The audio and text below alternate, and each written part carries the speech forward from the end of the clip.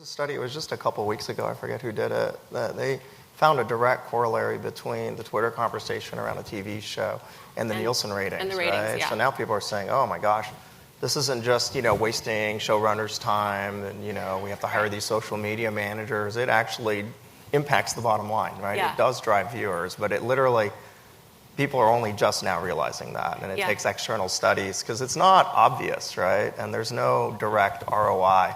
And for smaller organizations starting, we have to do it when we launch new brands. We just launched this thing called XCar. 0 Twitter followers, right?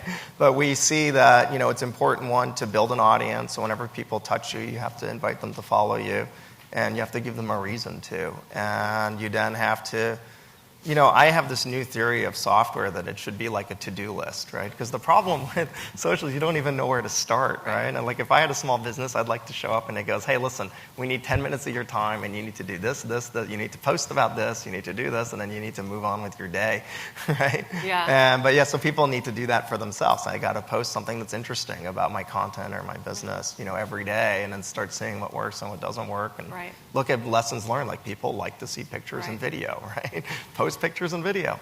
Well, that's what Guy was talking about this morning, and his hypothesis was that you just need to post more often, but also hidden in that hypothesis was you need to experiment, right? You need to experiment and see what works and what doesn't. And I think that that's kind of where we're getting with all of it, because the truth of the matter is the Nielsen rating is an older metric, and I don't know how relevant Twitter conversation ultimately is to Nielsen ratings, in the sense that Nielsen ratings don't take other things into account, right? So we're in this place where the numerator and the denominator are constantly shifting, and I think that does add a lot of opportunity, but also a lot. It was in the New York Times like last weekend in their popularity edition that there's some TV shows. I think it was that shark one on Sci-Fi. Yeah, Sharknado. That just had off the charts Twitter conversation, but it didn't impact viewership at all. Yeah. So in some ways for them it was more brand.